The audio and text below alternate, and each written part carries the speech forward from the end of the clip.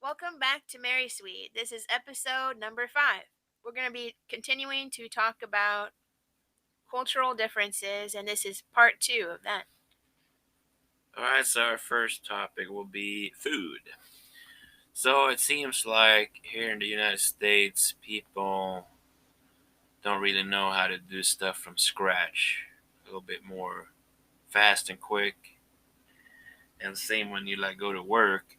I noticed that a lot of people they go to gas stations, buy a pizza slice or order takeout their workplace.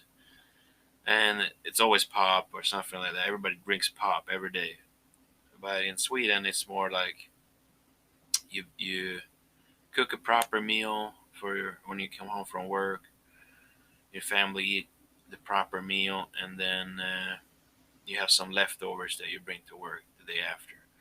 And usually you bring maybe carbonated water. So pop was something you drank maybe a Saturday night, movie night. So it seemed like they drink a lot more pop And energy drinks too. and fast food here. Yeah, energy drinks. But I think Sweden might be going there a little bit more and more. But I would say, yeah, my biggest thing is that I noticed that a lot of people drink pop at work or in general. There's a lot more pop drinking. So I don't know what else can I say about that.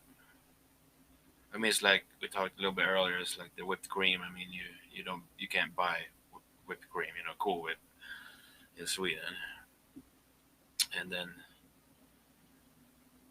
mashed potatoes and stuff like that. You always do it from scratch. I'm not saying that everybody doesn't do it here, but it's just a bad example. Yeah, that I guess one thing I really was surprised about is that everyone really does know at least how to cook for themselves and cook in general. And I kind of didn't really know how to cook until I met Andreas, to be honest. So that was a little bit of a culture shock to me that everyone knew how to do that. I felt kind of left out, but Andreas got me Going. Yeah, he got me going.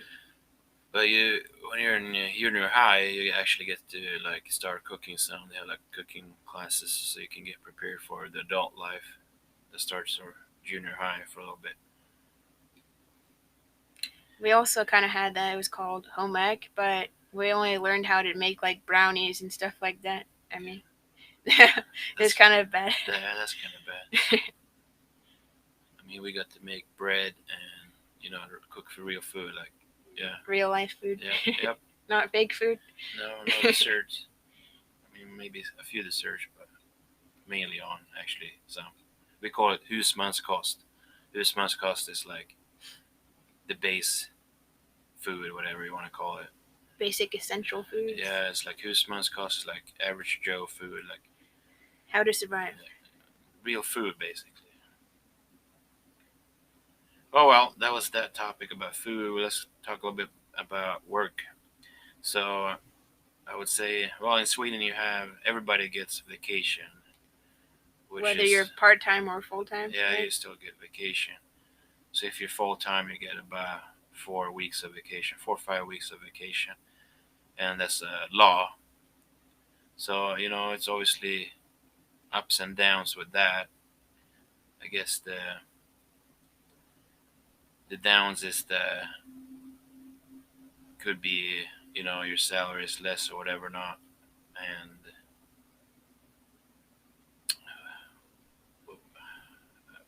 lost my train of thought here. I thought about it before.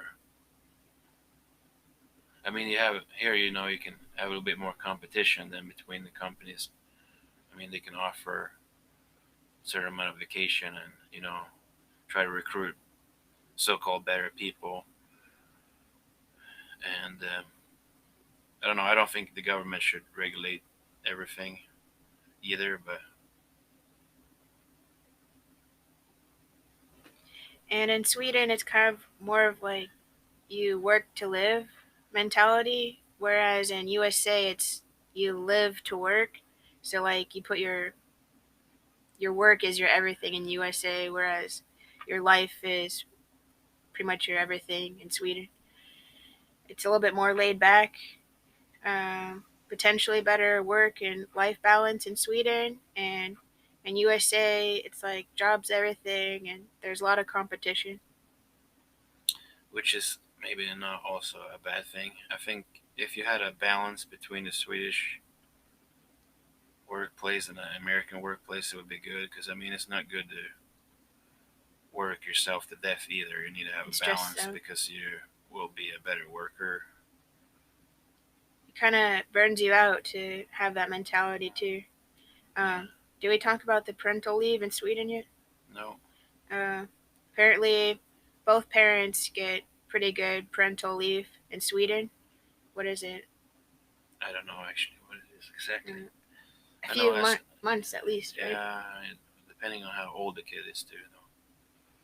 But it's for the mother and the father, so that's pretty great. Right, but yeah. Our next topic is homes. So in Sweden, you have more apartment buildings than here in the United States, but I would say all the apartment buildings and houses in general is so much better built. It's um, concrete. It's not built with just wood. Like you see the new apartment buildings here, it's just a big wooden structure, and you can hear your neighbor pretty well from up above and stuff like that. In Sweden, you can't really hear your neighbors. It just feels more solid. The plumbing and stuff like that is so much better too. Sweden has one of the best plumbing in the world. I mean, you even have some of the technologies from Sweden here, the plex pipes, the plastic pipes and stuff.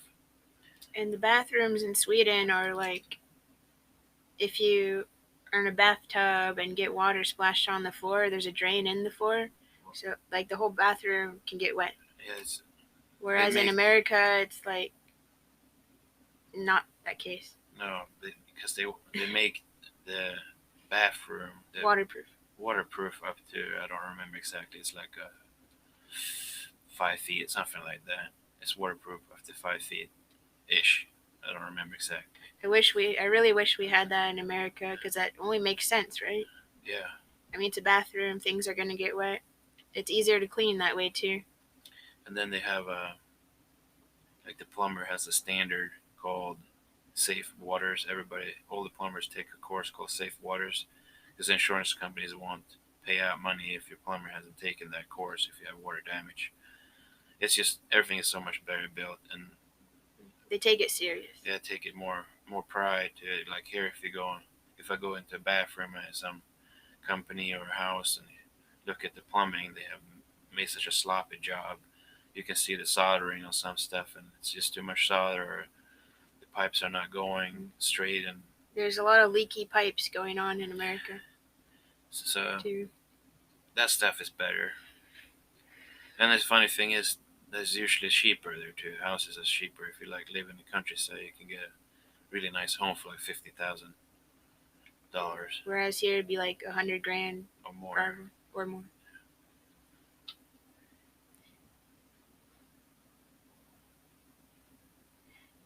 Our next topic is infrastructure. Oh, one last thing is since we have tornadoes here in Iowa, the stick houses that Andreas was talking about, the stick apartment buildings, um, they're not very safe. So if we made them more like Sweden, they may even withstand a tornado. So that's one other thing I wish that we had more of here. Our next topic is infrastructure. Yeah, and it seems like at least here in Iowa that they do a sloppy job when it comes to road work. It seems like it's almost corrupt. I don't know what they're doing. Um, Stuff that takes months to do takes like 2 days to do in Sweden, and the road seems to be last longer in Sweden. I mean, we had a road here near us that's not that old and it's already got bumps in it. Even when they build a road from scratch or renovate a road, it still has bumps in it. Like a mini roller coaster, huh? Yeah, it's like go up and down. I mean, it's a smooth up and down, but it's like it shouldn't be up and It down. should be flat. Yeah, it should be flat. It was brand new and it has bumps Yeah, in it. so I think we can do better there. I don't know why that is, but it's kind of sad. And the roads in Sweden, I mean, there's bad roads in Sweden too, but you have harsh weather there. But usually, what happens is that the roads caves down where the wheels are. It's like a little dip, but you usually have still a smooth ride. But there's bad roads too. I think when they do new ones and they last longer and they're not bumpy when they're new. talk about the And all the roundabouts. sidewalks are paved. Everything is paved in Sweden too. There's nothing. There's bike and pedestrian paths everywhere. Yeah, there's a lot more. Even to the small towns. Yeah, there's always a lot more bike paths and walk paths, so you can go. You can walk to the mall. You can go to wherever you want to go. You can walk to it, even if it's far. While here you have malls you really can't go to, or places you can't really go to. And then the roundabouts, I would say, is better laid out. People know how to drive them in Sweden. I think they plan the traffic a lot better in Sweden too. Here they build a new apartment area or house area. And there's like only one road to get into it. Yeah, it's like one out. or two roads to get in and out, and they just create traffic jams. Yeah, it's like a funnel. They funnel the traffic down. So if that one road's blocked, how are you supposed to get out? Yeah, I don't know why. It's like they just do it quick. Yeah, quick and fast instead of thinking things out in the long term. And then in Sweden they have a lot more public transportation, and here everybody has a car, even in the town. I mean, if you live in the countryside, you need to have a car no matter where you live. But. And would you say that most cars in Sweden are mostly manual? Yeah, there's a lot more manual cars, but I think more have automatic ones, but you have a lot more manual transmissions too. And we always joke that if you find a manual car here in the USA, that it's theft proof, right? Because no one knows how to use. Yeah, it's anti-theft. Yeah.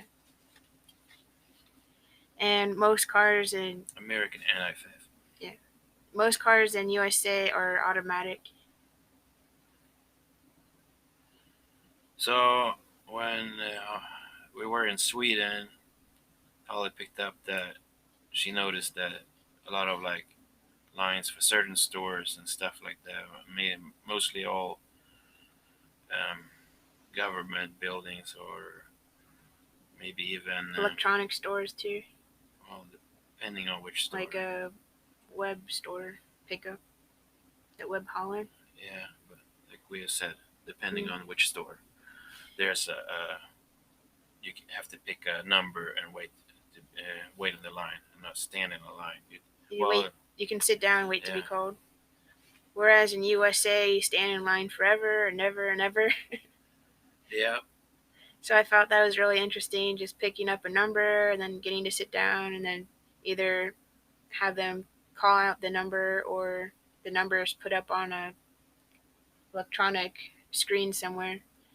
So I thought that was pretty interesting. And our next topic is sports. The biggest sports in Sweden, what would you say? Football is biggest, and then I would say ice hockey. And by football, you mean?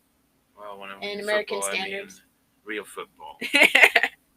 But in America, we would say soccer. Yeah, the rest of the world say football. We say soccer in America, and it's funny in Sweden they now say American football. So they call it American football. When we talk about football here in America, they say American football. Yeah. And I guess every other country probably does that too. Yeah. And our other biggest ones, I would say, are basketball and baseball. But we have many big sports. And in Sweden, I would say you guys have a lot of really big winter sports too, especially in the Olympics. You guys get a lot of gold medals for that. Yeah, there's another sport that's kind of big in Sweden called floorball. We call it innebandy, and it's kind of like ice hockey but on no ice. It's kind of the same thing. And no skates, Well, obviously. obviously. And your dad played that quite a lot, right? Yeah, there's a lot of like It's really good workout. amateur leagues that you can in any sport in Sweden. There's like amateur leagues or whatever, or they come together with their workplace and they go and play like innebandy and stuff like that. Innebandy takes a lot less equipment than ice hockey too, so You just it's need a fun stick, right? basically.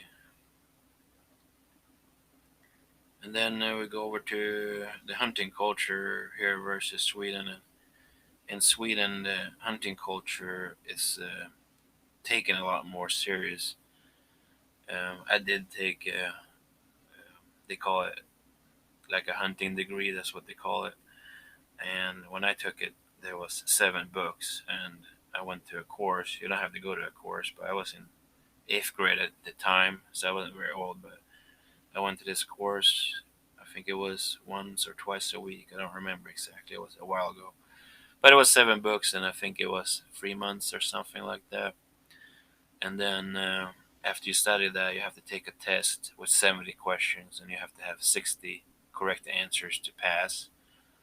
And then after that, you have to go to a shooting range and do a practical test where they will test your like ability to judge distance for like when you're shooting with a shotgun. And then you have to shoot some targets with a shotgun, moving targets, and then also with a rifle. You have to make sure you can hit a Yep, certain amount of hits with the rifle. basically proving your abilities. Yeah, it's kind of like taking a driver's license too, kind of the same thing, but A lot going into it, huh? yeah, a lot going into it. And then in USA, what would you say? But besides that too, is you have you can't just hunt anywhere. You have to own a land or rent the land from like a farmer or landowner, and then you have hunting teams. So you join like a hunting team slash club, and then you have to pay a yearly fee to that club basically, and everybody takes it more seriously. Everybody like you have a map over your area, your land that you hunt on, and then you have your towers, and everybody knows which direction to shoot and what not to shoot. And like I said, you can't just go hunting anywhere. You have to own the land or have permission to hunt that land. While here in the USA, you have you have to take the hunter's ed on online, which is not that difficult, and then everybody just go out like on government lands here in Iowa, and you know just go out and It's shoot. like a free for all. Yeah, but then also like if you wound an animal here, there's nothing that says you have to go and hunt it down and stuff like that. In Sweden, you have to have dogs that can track the animal down, and you have to get do your best to find and take that animal down so it's not out wounded. So it's like It's a lot more more ethics, I would say. more responsible hunting. Yeah, they take it a Where lot more serious. yeah, some people here I've heard that just like shoot animals just for fun, whereas in Sweden you shoot to like, and then you use the meat and everything, right? Yeah, it's still for fun, but But still with a more more ethical yeah, and respectful viewpoint. way. And if you want to talk about the guns too, you can. I don't know. Uh, you can pretty much only own a gun through the hunting Yeah, in Sweden, right? well, that's the minimum requirement is to get a like a hunting license, and then you go to the store where they sell rifles or whatever. No, And show your license. Or no. You do. You show your license. Well, the exam, the degree that you had got, mhm. hunting license, whatever. So you show that, you put down an application, and then you go to the police station and you hand it over there, and they take, it could take one day or it could take 2 months. And once they approve it, you get a license for that rifle. When you got that license for that rifle, you go back to the store and pick up your rifle. It seems like a lot of steps. Yeah, there's a lot more steps too. And you Yeah, have to have a safe too when you have a gun, right? yeah, you have to have a gun safe. It's a law, and it needs to be a approved gun safe too. So you can't just buy any gun Any safe. gun safe. And whereas in the USA, it's a bit more easy to get guns. It's not just for hunting, and a lot more freedom, I guess you could say, when it comes to that. So that's all we have for today. Yep. We hope that you have a great day and that you enjoyed listening to our little spiel. Alrighty. Take care, everybody. Have a good day. Hey, doll. Head up.